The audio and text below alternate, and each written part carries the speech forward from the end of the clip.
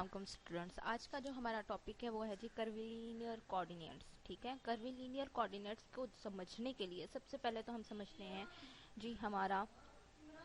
जी हमारे पास जो coordinate systems होते हैं वो क्या होते हैं। ठीक है, सिंपल कोऑर्डिनेट सिस्टम क्या है, उसकी प्रॉपर्टीज क्या होती हैं। ठीक है, तो सबसे पहले हम उसको देखते हैं। फॉर एग्जांपल हमारे पास है हमारा कार्टेशियन कोऑर्डिनेट सिस्टम। ठीक है, कार्टेशियन कोऑर्डिनेट सिस्टम जिसमें हम अपना एक्स वाई जी कंपोनेंट्स लेते हैं। ठीक है,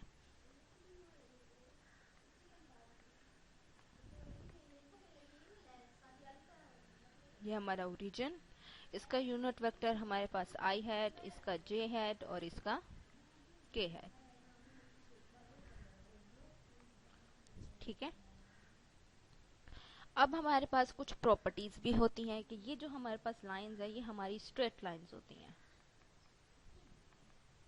ठीक है, और यहाँ पे ये जो हमारा कोई से दो एक्सिस के दरमियान हमारे पास एक प्लेन बनता है। क्या बनता है? एक प्लेन। यह हमारे पास है एक्स वाई प्लेन, एक्स जी प्लेन, वाई जी प्लेन। ठीक है, और इनकी इक्वेशन क्या होती है? यहाँ पे इक्वेशन होती है z इज इक्वल टू 0, इस प्लेन की इक्वेशन, इस प्लेन की equation y is equal to 0, इस प्लेन की equation x is equal to 0। और अगर कोई ऐसा प्लेन हमें मिल जाता है जो यहाँ इसी के अंदर लाई करता है और यहाँ पे कहीं कोई प्लेन बनता है, ठीक है, तो इसकी इक्वेशन लाजमी s is equal to some constant c होगी। और अगर यहाँ पे कोई प्लेन बनता है तो उसकी z is equal to some constant होगी, और यहाँ पे अगर बनता है तो उसकी y is equal to some constant होगी। ठीक है, ठीक है। अच्छा, उसके बाद हमारे पास जो हमारे यूनिट वेक्टर्स हैं,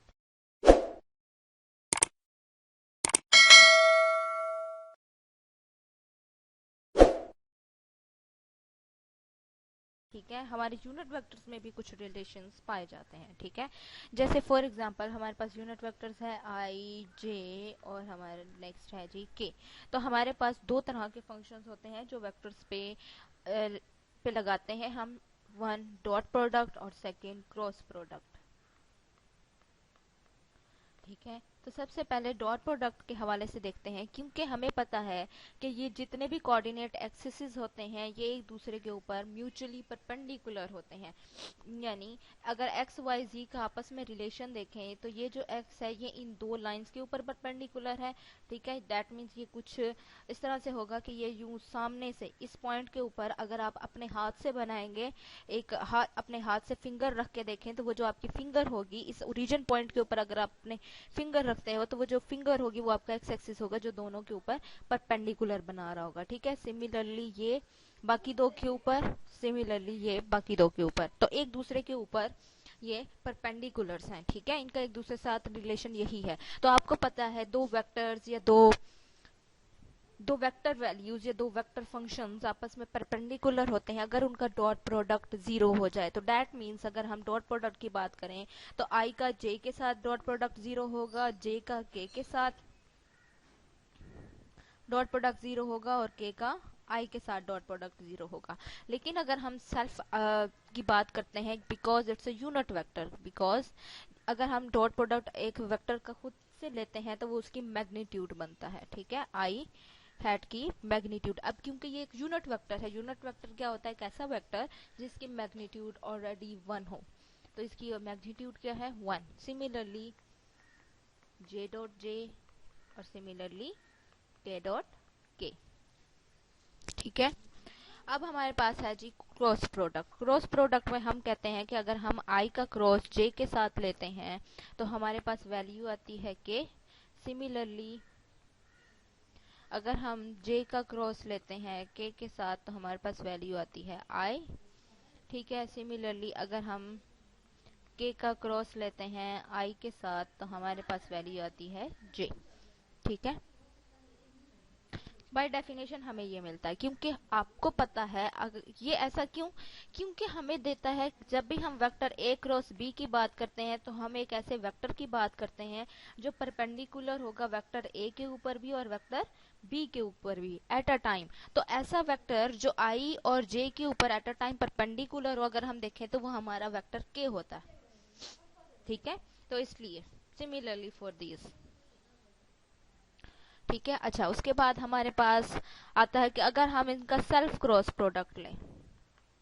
अब आप मुझे बताओ कोई ऐसा वेक्टर जो एट अ टाइम जो सिर्फ आई के ऊपर ही परपेंडिकुलर हो, या यूं कह लें एक स्ट्रेट लाइन दूसरी स्ट्रेट लाइन के साथ उसका क्या ताल्लुक आ रहा है, एक स्ट्रेट, ठीक है, दो स्ट्रेट लाइंस जबकि एक दूसरे से परपेंडिकुलर नहीं बनाती, डेट इस वजह से हम क्या करते हैं, इनका कहते हैं कि इन दोनों का क्रॉस प्रोडक्ट ये कहीं क्रॉस ही नहीं हो रही, तो इस वजह से इनका क्रॉस प्रोडक्ट हमेशा जीरो होता है इटसेल्फ के साथ। हमेशा क्रॉस प्रोडक्ट जीरो होता है। क्यों जीरो होता है? क्योंकि ये हमेशा 0 डिग्रीज या 180 डिग्रीज बनाते हैं और इन पे साइन जो होता है वो हमारा जीरो हो जाता है। क्यों साइन जीरो होने से हमारा होता है? तो आई क्रॉस बी की बेसिकली वैल्यू हमारे पास होती है, अगर मैं कहूँ कि ए क्रॉस बी है मेरे पास, तो मैं इसे लिखती हूँ magnitude A magnitude B sine theta. Theta क्या है? हमारे पास एंगल है जो हमारा ए और बी के दरमियान रहता है। ठीक है, अच्छा यहाँ तक यही सारी बातें लिखी हुई हैं कि कोऑर्डिनेट एक्सिस की प्रॉपर्टीज क्या होती हैं। अच्छा, अब नेक्स्ट क्या बात है हमारे पास कि straight line is a special case. Straight line is a special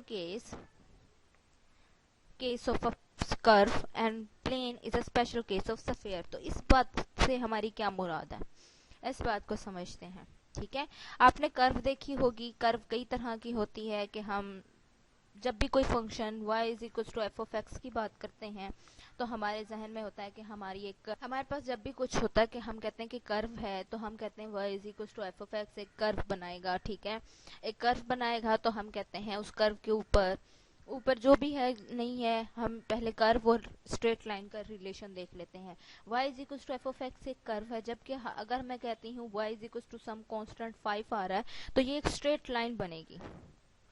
ठीक है, ये हमारे कोऑर्डिनेट एक्सिस के ऊपर एक straight line y is equal to 5 का ग्राफ बनेगा। तो बेसिकली अगर आप देखें तो है तो ये भी y is equal to f of x की फॉर्म। ठीक है, बस फर्क क्या है कि ये हर इनपुट के ऊपर एक ही आउटपुट देगा, यानी इसकी आउटपुट चेंज नहीं हो रही, और इस केस में हमारे पास क्या हो रहा है, हर इनपुट के ऊपर हमारी आउटपुट चेंज आती है। ठीक है, इस कर्व में हर इनपुट के लिए एक अलग आउटपुट है, जबकि इस केस में हमारे पास हर इनपुट के लिए एक ही आउटपुट है, एक ही सिर्फ एक आउटपुट है। ठीक है, जिसे हमने फिक्स किया हुआ है, इसे हम कांस्टेंट फंक्शंस भी कहते हैं। ठीक है, यहाँ तक बात क्लियर हो गई। बिल्कुल सिमिलर केस में जब हम इस पे बात करते हैं तो बिल्कुल सिमिलरली केस में जो हमारा प्लेन होता है वो भी स्फीयर्स की स्पेशल टाइप होती है। ठीक है, प्लेन बेसिकली हम लेते हैं जब हम स्फीयर लेते हैं, स्फीयर का जब हम प्रोजेक्शन लेते हैं तो उसे हम प्लेन से डिनोट करते हैं। ठीक है, तो इसी वजह से अब हम जब लेंगे, अब हम क्या कर रहे हैं, अब हम पुरानी कोऑर्डिनेट एक्सिस में चेंजिंग ला रहे हैं। ठीक है, उसको जनरल फॉर्म ले रहे हैं। पहले क्या थी, स्ट्रेट लाइन थी, अब हम इन स्ट्रेट लाइंस की अगर हम जनरल फॉर्म लगा दें, ठीक है, अगर हम इन स्ट्रेट लाइंस की जनरल फॉर्म्स लगा दें तो हमारे पास ये एक कर्विलीनियर सिस्टम बनेगा। ठीक है, बिल्कुल सेम प्रॉपर्टीज होल्ड करेंगी इसके ऊपर भी जो हमारी इस एक्सिस के ऊपर करती थी। इसके यूनिट वेक्टर्स के दरमियान भी वही रिलेशन होगा जो इसके यूनिट वेक्टर्स के दरमियान था। ठीक है, तो इस कर्व को हम नाम दे देते हैं, ये u1 कर्व है, ये u2 कर्व है और ये u3 कर्व है। बिल्कुल वैसे जैसे एक्स वाई जी कोऑर्डिनेट्स होते थे, हमारा पॉइंट ऑफ ओरिजिन है। ठीक है, अच्छा अब जब भी हम कर्व की बात करते हैं तो हमें पता है कि जब हमारे पास कर्व होती है तो हम उस कर्व के ऊपर एक टेंजेंट लाइन ड्रॉ कर सकते हैं उसके किसी पॉइंट के ऊपर, और उस टेंजेंट के ऊपर हमारे पास एक नॉर्मल एग्जिस्ट करता है। ठीक है, अब किसी भी फंक्शन की जो टेंजेंट लाइन होती है उसे हम किस तरह से डिनोट करते हैं, जो टेंजेंट का स्लोप होता है वो हमारे पास d y over d x की फॉर्म में होता है। ठीक है, यहाँ पे क्योंकि इम्प्लिसिट फंक्शन नहीं था, एक ही वेरिएबल का था, तो टोटल डेरिवेटिव यूज हुआ है। ठीक है, और इसी के ऊपर जो नॉर्मल है, नॉर्मल का जो स्लोप होता है वो हमेशा ओवर में फॉर्म की होता है कि ये हमेशा स्लोप 1 ओवर टेंजेंट होता है, ठीक है, यानी जो भी टेंजेंट की वैल्यू है वो उससे उलट होता है, ठीक है। यहाँ तक बात समझ आ गई है। अच्छा, नेक्स्ट हम देखते हैं कि यहाँ पे, अब क्योंकि यहाँ पे भी हर एक कर्व है, तो हर कर्व के ऊपर हमारे पास एक टेंजेंट लाइन, हर कर्व के ऊपर हमारे पास एक टेंजेंट लाइन बनेगी, ठीक है, एक टेंजेंट लाइन बनेगी और उसके ऊपर एक नॉर्मल लाइन होगी, एक टेंजेंट लाइन और उसके ऊपर एक नॉर्मल लाइन, एक टेंजेंट लाइन और उसके ऊपर एक नॉर्मल लाइन, ठीक है। अब इसकी टेंजेंट लाइन की फार्मूला का डिफरेंस क्या होगा, अब यहाँ पे हम वेक्टर आर की बात करते हैं। हमारे पास जो हमारा वेक्टर आर है यहाँ पे, वो वेक्टर आर हमारा किसका फंक्शन होगा, जब भी हम कोई पोजीशन वेक्टर लेते हैं वो जिस कोऑर्डिनेट सिस्टम में होता है वो उसी का फंक्शन होता है। तो ये कोऑर्डिनेट सिस्टम है u1 u2 और u3 में, तो ये इन्हीं का फंक्शन होगा। जब ये इनका फंक्शन है तो जब हम इसके करस्पॉन्डिंग उसकी टेंजेंट लाइन की तरफ जाते हैं, तो जब हमने इसकी टेंजेंट लाइन डिस्कवर करनी है ऑन अ कर्व u1, तो दैट मीन्स कि वो u1 की डायरेक्शन में होगी। तो हमारे पास फार्मूला है वो ये है कि tangent line partial vector r over partial u1 है। इसमें हमारे पास tangent line partial r over partial u2 है, ठीक है। और सिमिलरली इस केस में हमारे पास partial vector r over partial u3 है, ठीक है। अच्छा, इसके बाद हमारे पास डेफिनेशन आती है स्केल फैक्टर्स की, ठीक है, हमारे पास डेफिनेशन है स्केल फैक्टर्स की। Scale factors basically partial vector r over partial u1 का जो हमारा पार्शियल डिफरेंशियल है, इसकी मैग्नीट्यूड, इनकी मैग्नीट्यूड को हम स्केल फैक्टर्स कहते हैं। ये हमारे स्केल फैक्टर्स होते हैं किसी भी कोऑर्डिनेट सिस्टम के, ठीक है। इसकी वैल्यू को हम h1 से, इसकी वैल्यू को h2 से और इसकी वैल्यू को h3 से डिनोट कर रहे हैं और इन्हें हम कह रहे हैं कि ये हमारे स्केल फैक्टर्स हैं, ठीक है। अब स्केल फैक्टर्स तक की बात हो गई, उसके बाद हमारे पास है कि इनके यूनिट वेक्टर्स क्या हों। अच्छा, इनके यूनिट वेक्टर्स क्या होंगे, ठीक है। इनके यूनिट वेक्टर्स को फाइंड करने के लिए हम फार्मूला डिस्क्राइब कर रहे हैं। इनके यूनिट वेक्टर्स को हम डिनोट कर रहे हैं स्मॉल ई और u1 EU2 hat EU3 hat, ठीक है। और इनकी डेफिनेशन कुछ यूं दे रहे हैं कि ये partial vector r over partial u1 को डिवाइड कर दो इसी की मैग्नीट्यूड से, तो हमारे पास जो कोरोस्पॉन्डिंग वेक्टर बनेगा वो हमारा यूनिट वेक्टर होगा उस कर्व का, ठीक है, उस u1 कर्व का, ठीक है। अब इसमें हमारे पास partial vector r over partial u2 और डिवाइडेड बाय इट्स मैग्नीट्यूड, अगर हम स्केल फैक्टर्स वाला लगाएं तो वो h2 बनती है। h2 क्या है, वो बेसिकली ये h1 ही है ना, तो ये लिख लें या फिर इसकी मैग्नीट्यूड इटसेल्फ खुद लिखें, कोई फर्क नहीं पड़ता, ठीक है। अच्छा, उसके बाद हमारे पास जी हमारे एक्सिस के दरमियान प्लेन बनता था, तो यहाँ पे हर दो कर्व्स के दरमियान जो हमारे पास बनेगा वो सरफेस बनेगी। ये आ जाएगी u1 u2 सरफेस, ठीक है, ये u2 u3 सरफेस और ये हमारे पास u1 u3 सरफेस, ठीक है। अच्छा, अब हमारे पास बात है नॉर्मल की, ठीक है। अच्छा, अब आपको ना नॉर्मल वाला केस याद रखना, आपने अब तक नॉर्मल कैसे निकाला है आपने ये बातें याद रखनी है। अगर आपने लाइन इंटीग्रल के प्रॉब्लम सॉल्व किए हैं, डबल इंटीग्रल सॉल्व किया है, तो आपको पता है कि जब भी हमारे पास कोई फाई सरफेस होती है, हमारे पास कोई सरफेस फाई है, तो फाई का यूनिट नॉर्मल वेक्टर हम कब निकालते हैं, जब हम इसका डेल्टा फाई को डिवाइड कर देते हैं इसके ग्रेडियंट फाई के मैग्नीट्यूड से, तो ये जो आंसर आता है ये हमारे पास इसका नॉर्मल यूनिट वेक्टर होता है। सिमिलरली जब हमने u1 के लिए नॉर्मल वेक्टर निकालना है तो हमने इसके लिए भी सेम करना है कि डेल्टा u1 और डेल्टा u1 की मैग्नीट्यूड, ठीक है। तो ये हमारे पास यूनिट नॉर्मल वेक्टर आ गया हमारे पास किसका, u1 कर्व का, ठीक है। और इसे हम कैपिटल E u1 से डिनोट कर रहे हैं, ठीक है, वेक्टर EU1। इसी तरह से जब हम u2 के लिए बात करेंगे तो वो हमारे पास आएगा कि वो हमारे पास कैपिटल E u2 वेक्टर है और इसकी value delta u2 divided by delta u2 magnitude है, ठीक है, सिमिलरली फॉर u3। अब यहाँ से देखें, ये सब चीज़ें जो मैंने अभी अभी डिस्कस की हैं वो सब यहाँ लिखी हुई हैं। ठीक है, and normal, unit normal to surfaces. ठीक है, बेसिकली ये यूनिट नॉर्मल किस पे आएगा? बेसिकली अगर आप स्ट्रक्चर देखो, ठीक है, अगर मैं स्ट्रक्चर की बात करती हूँ तो अगर आप ये इस नॉर्मल को देखो तो बेसिकली ये नॉर्मल आता है u1 u2 सरफेस के ऊपर। ठीक है, जब ये ठीक है, और अगर इस नॉर्मल की बात करूँ ये u1 u3 सरफेस के ऊपर है। ठीक है, और इसी तरह से अगर हम इस वाले नॉर्मल की बात करें तो ये u2 u3 सरफेस के ऊपर है। ठीक है,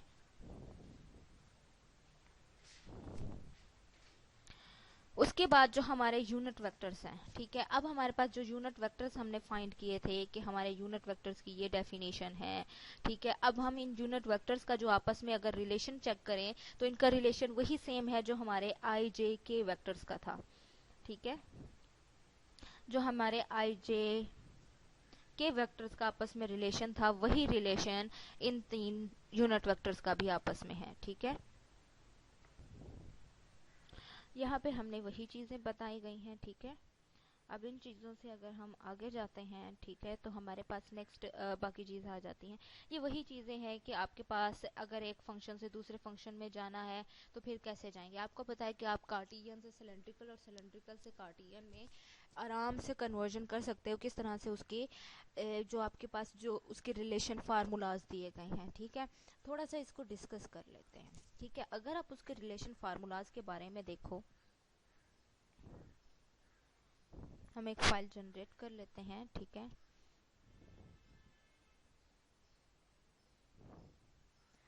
अच्छा, हमारे पास क्या है,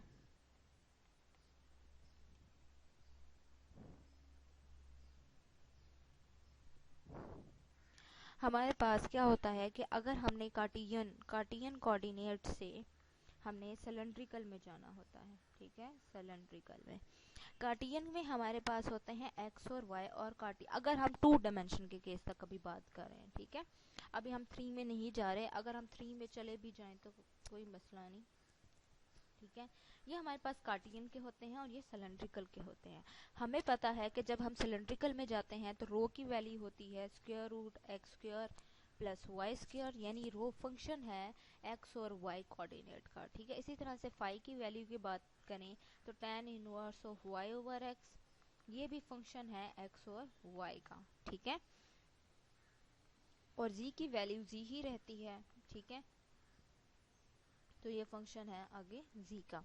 अब यहाँ से जब हमने दोबारा रिवर्स प्रोसीजर जाना है, हमने कहाँ जाना है, रिवर्स प्रोसीजर, तो हम कहते हैं x की वैल्यू इक्वल है, यानी सिलेंड्रिकल से अगर हम ये वाले हमारे क्या करते हैं, ये हमें कार्टिजियन से यहाँ लाते हैं। ठीक है, अब जब हमने यहाँ से यहाँ जाना होता है तो उसके लिए हमारे पास जो फार्मूलाज हैं वो है x is equals to rho cos phi और y is equals to rho sine phi और z की वैल्यू एज इट इज, यानी x हमारे पास जो है वो फंक्शन है रो और फाई का, और y जो है वो हमारे पास फिर फंक्शन है रो और फाई का, और z as it is z का ही फंक्शन है। ठीक है, तो अगर आप देखें तो रो फर्दर एक्स वाई z का अगर हम यहाँ पे z भी ऐड कर दें तो कोई फर्क पड़ेगा?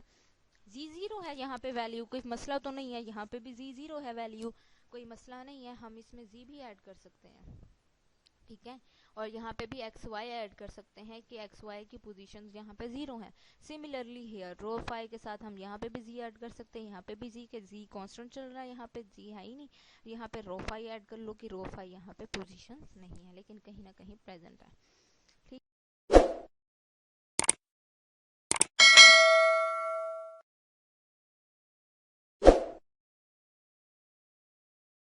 ठीक है, तो दैट मीन्स कि जब भी हम एक दूसरे में कन्वर्ट करते हैं तो ये फंक्शनली एक दूसरे से रिलेटेड है कि एक दूसरे में जा सकता है यहाँ से, और वहाँ से हम दूसरी इक्वेशंस निकाल सकते हैं। ठीक है, तो बिल्कुल सिमिलरली जो हमारे कर्विलीनियर कोऑर्डिनेट्स हैं वो कहते हैं उनका रिलेशन भी कार्टिजियन कोऑर्डिनेट्स के साथ बिल्कुल वैसे ही है जैसे किसी दूसरे सिस्टम का कार्टिजियन कोऑर्डिनेट्स के साथ रिलेशन है।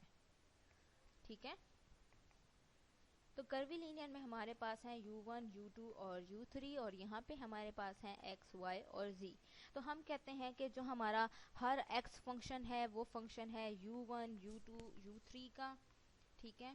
और इसी तरह से y भी हमारा सेम u i's का फंक्शन है, u1 u2 u3 का फंक्शन है। z भी हमारे पास फंक्शन है u1 u2 और u3 का। ठीक है, जबकि हमारे पास u1 हमारा फंक्शन आ जाता है x y and z का, u2 हमारे पास फंक्शन आ जाता है सिमिलरली x y z का, फिर इसी तरह से u3 भी हमारे पास फंक्शन है हमारे x y z का। ठीक है, इस तरह से ये चीज़ें आपस में रिलेट भी कर रही हैं। यहाँ पे यही बातें की गई हैं। आगे स्केल फैक्टर्स डेफिनेशन है, आगे है हमारे पास आर्क लेंथ का फार्मूला। ठीक है, अब हमने जाना है आर्क लेंथ की तरफ।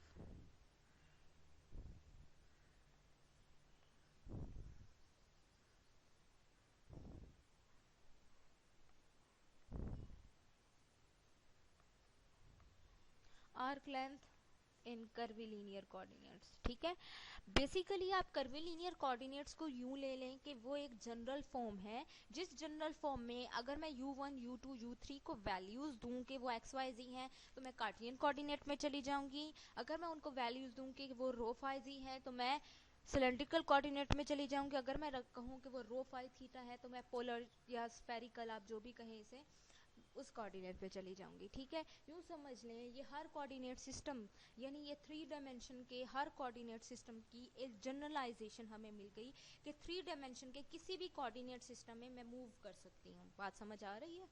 3 डायमेंशन का कोई भी कोऑर्डिनेट सिस्टम लूँ, उसमें मूव किया जा सकता है विद द हेल्प ऑफ कर्विलीनियर। मुझे क्या करना है, कर्विलीनियर एक जनरल फॉर्म है, मैंने सिर्फ उसमें u1 u2 u3 की वैल्यूज देनी है, उसके करस्पॉन्डिंग मुझे हर चीज मिल जाएगी। तो ये चीजें हमने देखनी है। ठीक है, तो सबसे पहले हम आर्क लेंथ, अगर आपको याद हो आर्क लेंथ का फार्मूला, तो ये हमारे पास फार्मूला होता था आर्क लेंथ का इन 3 डायमेंशन केस। ठीक है, उसके बाद जब हमने s निकालनी होती थी तो हम यहाँ पे स्क्वायर रूट अप्लाई करते हैं और फिर d से इंटीग्रेशन आ जाती है और फिर आगे सॉल्व करके हम s आर्क लेंथ निकाल लेते हैं। लेकिन हमारे पास आर्क लेंथ का बाकी कोऑर्डिनेट सिस्टम के साथ ये रिलेशन कार्टियन कोऑर्डिनेट में होता है। ठीक है, तो सबसे पहले तो हमने जहाँ से स्टार्ट करना है, हमारी बेस ये होगी, हमें पता है कि ds का स्क्वायर इक्वल होता है d vector r dot d vector r के। ठीक है, तो इसके इक्वल होता है। तो सबसे पहले तो हम d वेक्टर r ले लेते हैं। हमें पता है वेक्टर r हम कहाँ ले रहे हैं, कर्विलीनियर कोऑर्डिनेट सिस्टम में। तो कर्विलीनियर कोऑर्डिनेट सिस्टम में ये फंक्शन होगा u1 u2 और u3 का।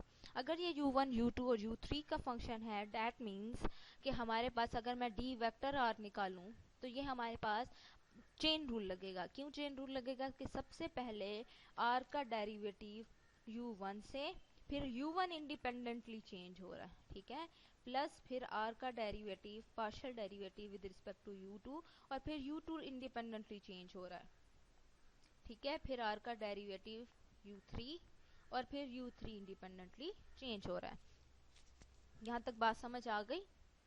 ओके, अब यहाँ से आगे हमारे पास बड़ा इजी वर्जन है, हम यूनिट वेक्टर्स की डेफिनेशन लगाने लगे हैं।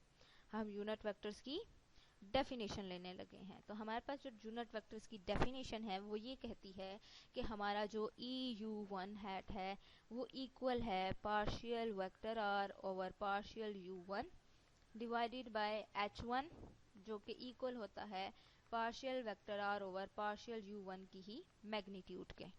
ठीक है, जब हम ये बात करते हैं तो दैट मीन्स कि हम इसको यूं लिख सकते हैं h1 EU1 हैट इक्वल है partial vector r over partial u1।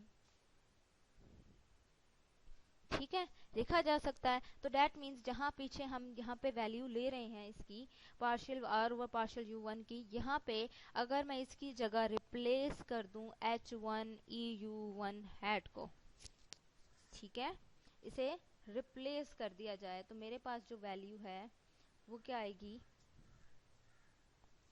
मेरे पास जो वैल्यू है वो ये बनेगी कि मेरे पास इट इम्प्लाइज, जो हमारे पास d वेक्टर r है वो आ जाएगा h1 EU1 हैट du1। ठीक है, फिर प्लस सिमिलरली अगर मैं बाकी दो को भी चेंज कर दूं उन्हीं के करस्पॉन्डिंग यूनिट वेक्टर्स से, तो मेरे पास कुछ इस तरह की वैल्यूज बनेंगे और साथ du3।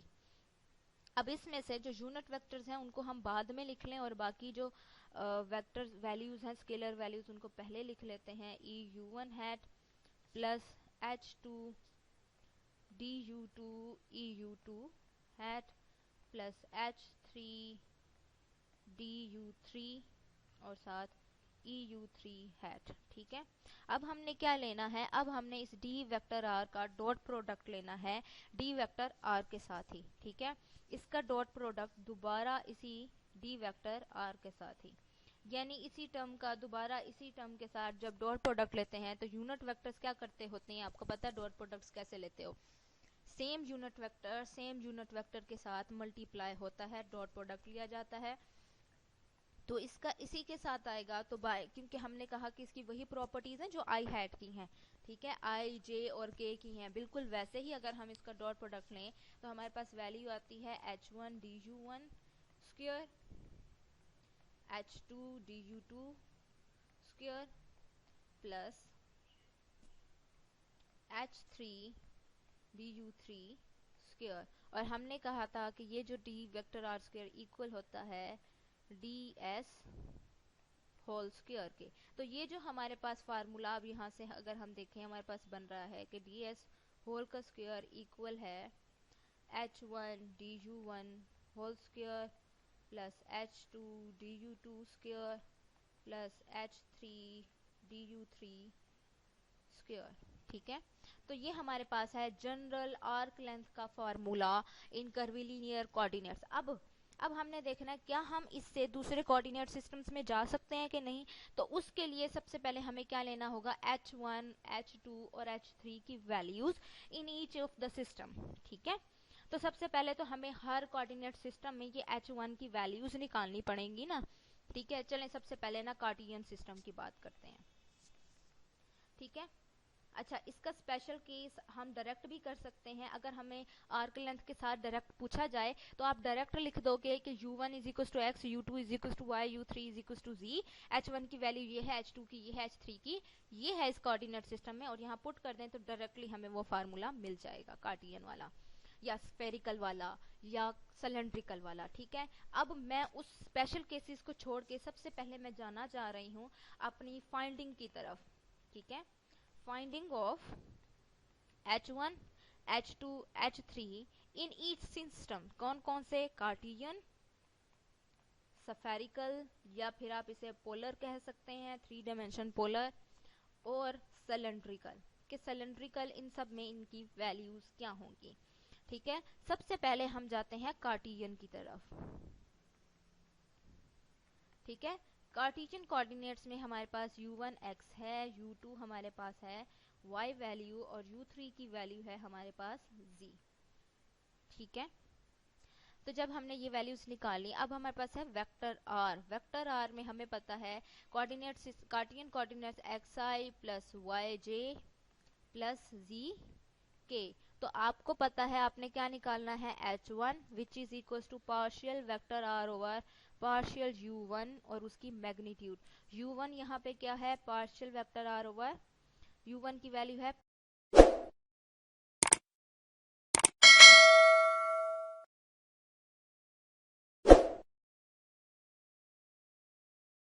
x, तो इसकी मैग्नीट्यूड। तो r का derivative with respect to x निकालने तो यहाँ आ जाएगा 1 i हैट प्लस 0 प्लस 0। अब इस वेक्टर की मैग्नीट्यूड निकालूं तो वो भी 1 आएगी। सिमिलरली आप इसमें h2 निकालेंगे। ठीक है,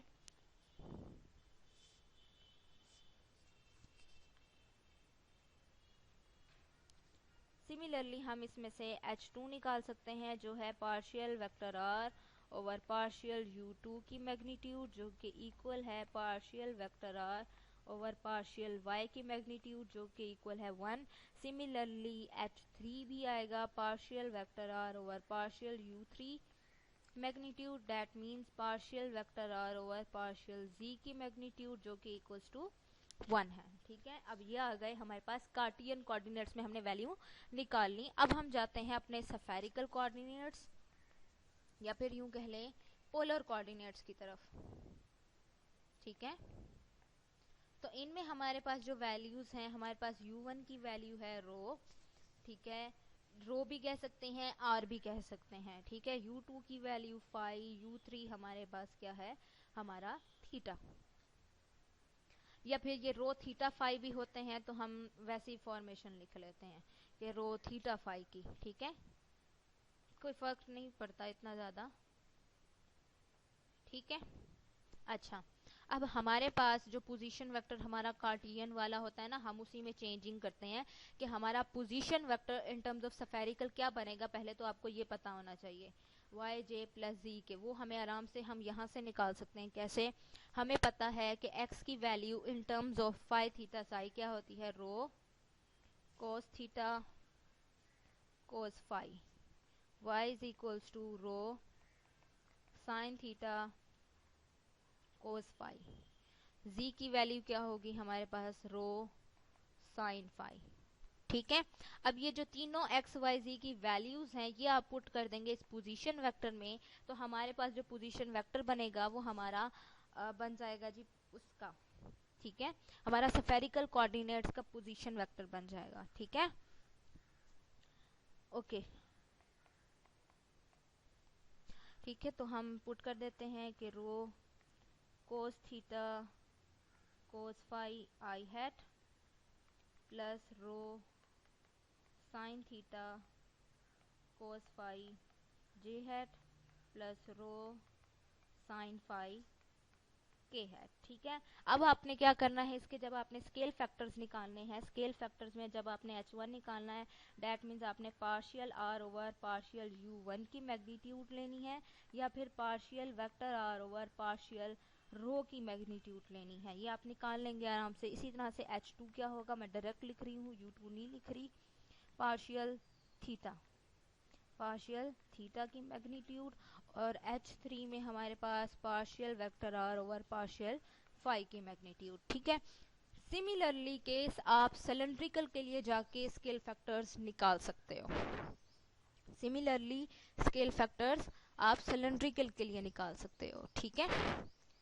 अब कुछ स्केल फैक्टर्स की वैल्यूज हमें यहाँ पे गिवन भी की गई हैं, आर्क लेंथ का वही प्रूफ है। अब इन कार्टियन कोऑर्डिनेट में h1 h2 की वैल्यूज, h3 की वैल्यू 1 है, तो ये हमारे पास ये बन जाती है वैल्यूज पुट करने पे आर्क लेंथ। और सिलेंड्रिकल कोऑर्डिनेट्स में हमारे पास वैल्यूज आती हैं h1 की 1, h2 की रो और h3 की भी 1, जब ये पुट करते हैं तो हमारे पास ये वैल्यू बनती है। और जब स्फेरिकल में लेते हैं तो स्फेरिकल में h1 1 आता है, h2 की वैल्यू r, अब यहाँ पे r यूज किया गया है, ठीक है, r कह लें या फिर रो कह लें, एक ही बात है, ठीक है, दोनों एक ही चीज है, r या रो, ठीक है। और h3 की वैल्यू, ठीक है। अब यहाँ पे दिया गया है कि find h1 h2 h3 and unit vectors. अच्छा, अब जब आपको h1 h2 h3 फाइंड करने का पता है तो यूनिट वेक्टर्स वाला काम तो आसान है, क्योंकि यूनिट वेक्टर की आपके पास डेफिनेशन क्या है कि partial vector r over partial u1 divided by h1, ठीक है। h1 क्या है, इसी की मैग्नीट्यूड है, ठीक है। तो जब आपने ये वाले निकाल लिया है तो उससे ये निकालना तो बड़ा आसान है कि उसी जो वेक्टर निकाला था उसी से उसी की मैग्नीट्यूड डिवाइड कर दो, ठीक है। तो ये सब काम आपके जिम्मे लग गया कि आपने स्फेरिकल के लिए, सिलेंड्रिकल के लिए, कार्टियन के लिए आपने निकालने हैं और उनको प्रूव करना है कि वो फर्दर यूनिट वेक्टर्स, क्योंकि हर एक के लिए यूनिट वेक्टर्स भी डिफरेंट आएंगे। अब यहाँ पे एक बात देख रहे हैं कि हमारे पास अगर हमने स्केल फैक्टर्स निकालने हैं और वो डिफरेंट आए हैं तो हमारे पास इसी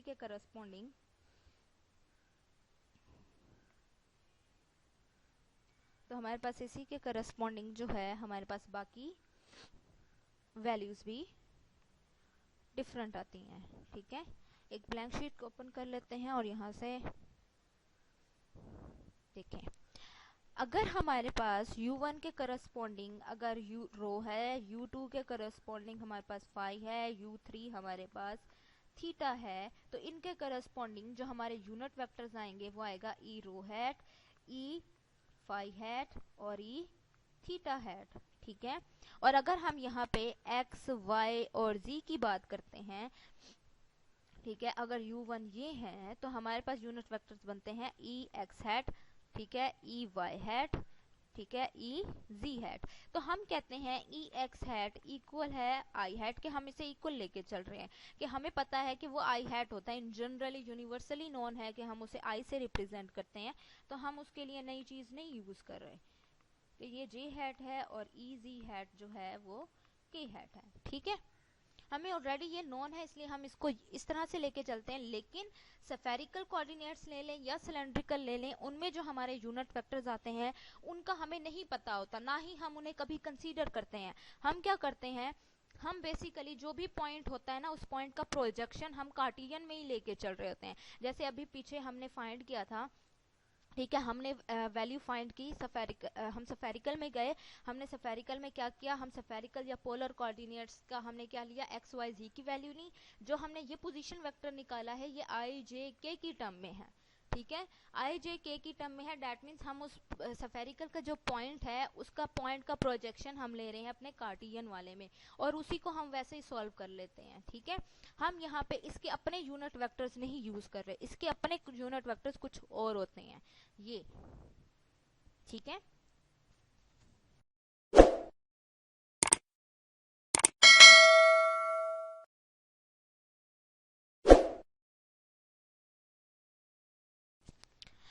जब हमें कभी कहा जाएगा ना कि किसी वेक्टर को रिप्रेजेंट करो इन द स्फेरिकल या इन सिलेंड्रिकल, तो हम क्या करेंगे, अगर फॉर एग्जांपल मेरे पास आ गया थ्री एक्स आई प्लस वाई जे हैट। ठीक है, तो जब मैंने इसे सफेरिकल में जाना है, मैंने सिर्फ एक्स और वाई की वैल्यू सफेरिकल में नहीं पुट करनी, बल्कि मैंने आई और जे हैट की वैल्यूज भी इन टर्म्स